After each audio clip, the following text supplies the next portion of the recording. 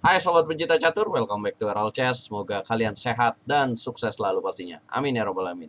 Terima kasih karena kalian sudah klik video ini. Dan di video kali ini kita akan saksikan kehebatan dari seorang Praggnanandha usia 16 tahun, pecatur muda dari India yang memiliki masa depan yang cerah. Setelah di event pertama Melweiro Champion Chess Tour, teman-teman, Praggnanandha mengalahkan Magnus Carlsen dan beritanya cukup sensasional.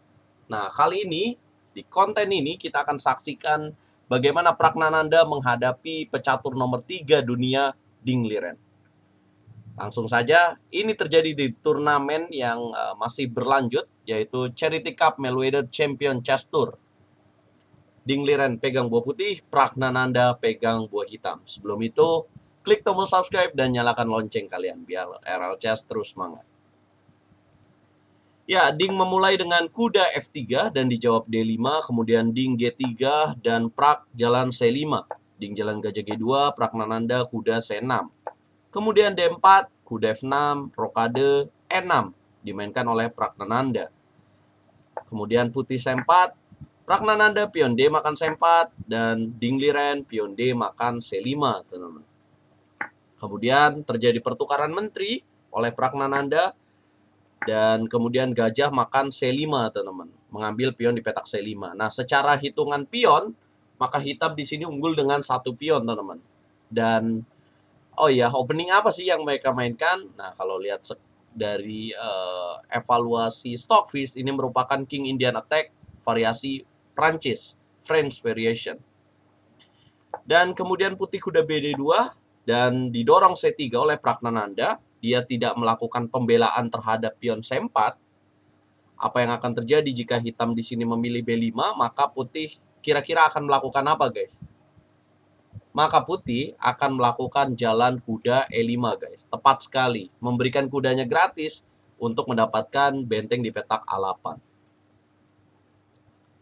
Jelas ini untung untuk putih ya, dan evaluasi dari Stockfish juga menguntungkan untuk putih. Oleh sebab itu, daripada diberikan secara cuma-cuma, dan kalaupun dia menjaga dengan kuda A5 akan tetap jatuh pion di petak C4 dengan kuda E5, maka Praggnanandha yang sudah bergelar Grandmaster di usia 16 tahun ini, dia mendorong pion C3, guys. Untuk apa? Untuk merusak struktur pion ya.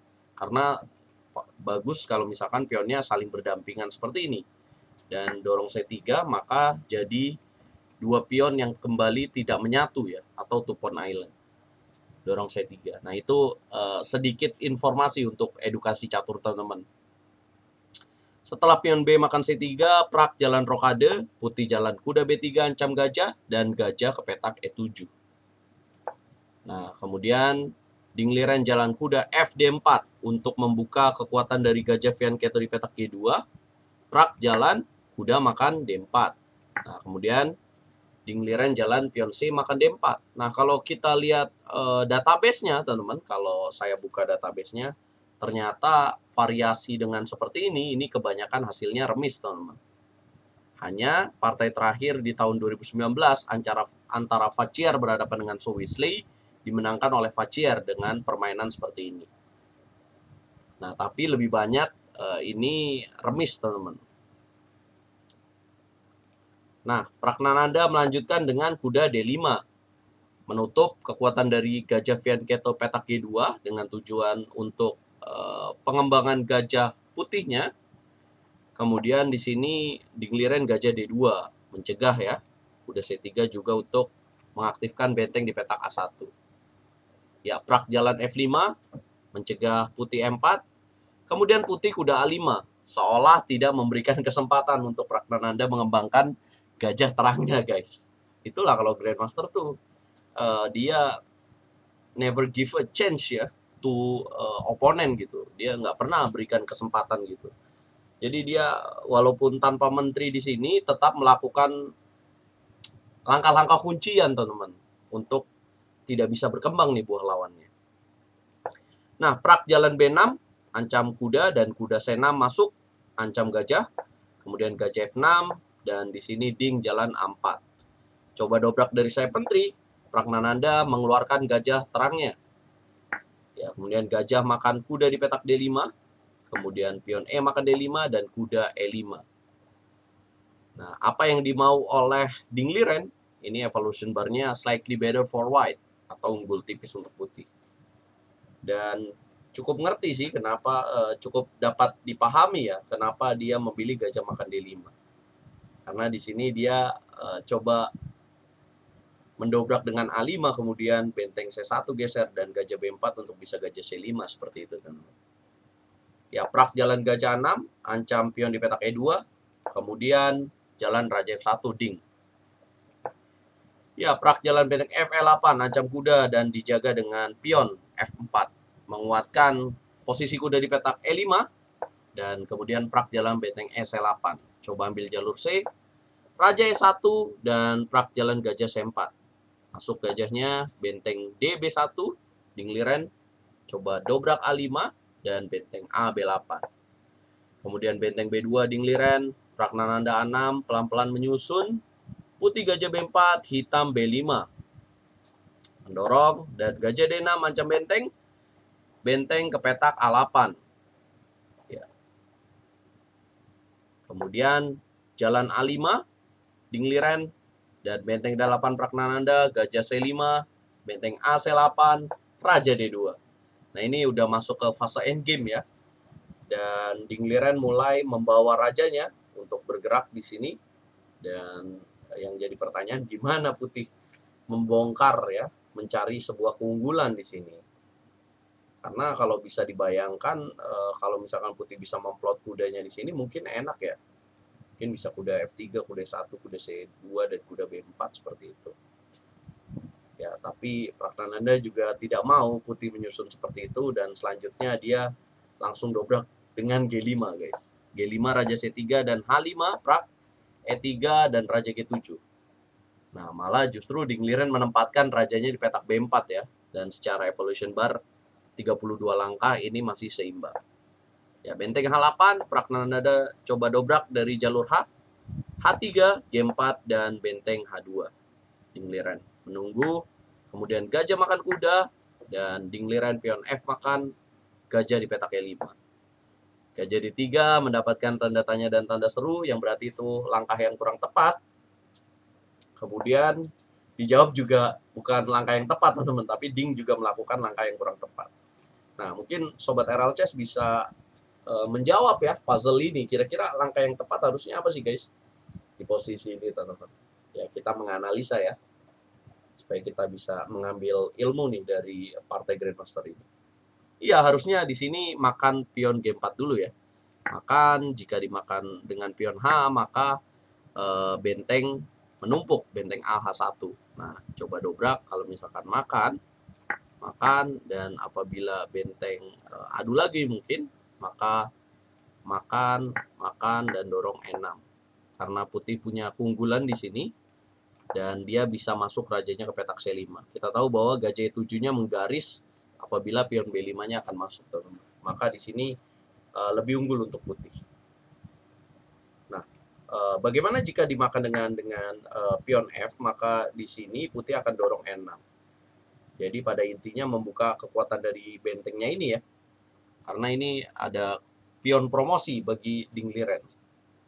Nah, tapi Ding langsung mendorong pion E6, dan itu kurang tepat karena selanjutnya prak jalan gajah E4. Nah, mencegah ini ya, benteng menumpuk. Kemudian dorong E7, malah kembali lagi ini langkah kurang tepat karena evolution bar-nya menguntungkan untuk Praknananda. Prak jalan raja F7, H4, kemudian benteng H, E8. Mungkin teman-teman udah bisa menduga apa maksud dari benteng H, E8. Dan coba teman-teman tebak langkah terbaik untuk Praknananda dalam posisi ini. Guys. Ya, tepat sekali. Praknananda membongkar breakthrough dengan benteng makan pion E7. Secara materi mungkin merugikan, tapi Praknananda di sini melihat sebuah keunggulan dengan bentengnya masuk petak C4, raja B3 dan makan. Ya, bahwa putih belum bisa mengadukan ya, belum bisa menukar bentengnya. Kemudian kembali lagi bahwa Ding melakukan kesalahan dan blunder dengan raja B2. Harusnya dia mencegahnya dengan benteng A1 jika tidak ingin bentengnya masuk. Nah, kemudian di sini raja D6. Lihat evolution bar-nya unggul untuk Praknananda. benteng C3, dan B4. Nah, benteng C1, Raja C6. Ya, walaupun putih punya 2 benteng lawan benteng dan gajah milik Pragnananda, tapi di sini hitam unggul pion, dan sekarang tujuan dari Pragnananda adalah bagaimana untuk mendapatkan pion A5, dan dia akan memplot pion A-nya ini untuk bergabung dengan pion B-nya dan akan jadi sebuah kekuatan. Dan di sini putih walaupun punya benteng, dia tidak bisa unggul ya, karena semuanya terkunci, teman-teman. Jadi kehebatan dari Pragnananda adalah benteng E7 tadi sih, teman-teman. Dan bisa set up seperti ini nih luar biasa sekali, apalagi lawannya world number 3 ya, peringkat 3 dunia.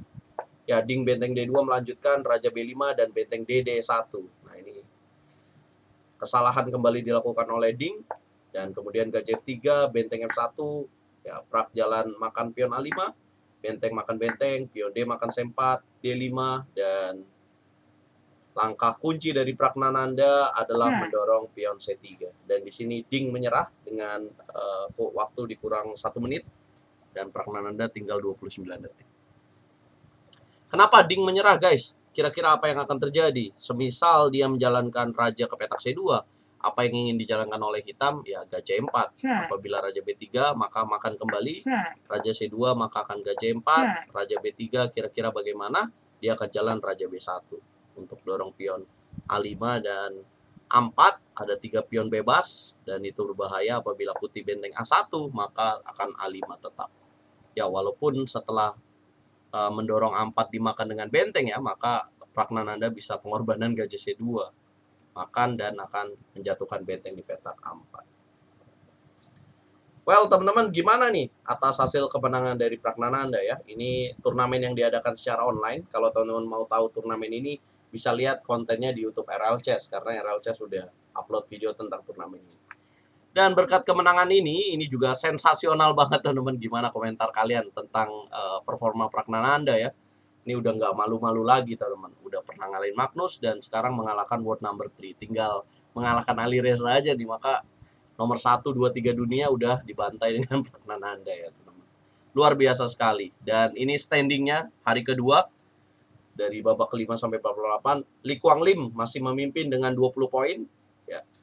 Ingat bahwa sistemnya adalah sistem sepak bola ya, menang 3, seri 1, dan kalah 0. Tapi Magnus masih di tempat kedua, dan Duda Enkitov tempat ketiga, Hans Niemann tempat keempat, Ding tempat kelima, Rapot tempat keenam, dan Pragnananda tempat ke-7, guys. Dan tempat ke-8 adalah Jordan Van Forest. Nah, peringkat terakhirnya malah juara dunia wanita Ju Wenjun ya. Dibuat tak berjaya, dia baru nilai 2, baru dua kali remis ya berarti. Nah, kita akan saksikan kelanjutan dari babak ke-9 sampai ke-15 ya, nanti malam. Di jam 12 malam waktu Indonesia Barat, turnamen Charity Cup Melwedo Champion Chess Tour, teman-teman.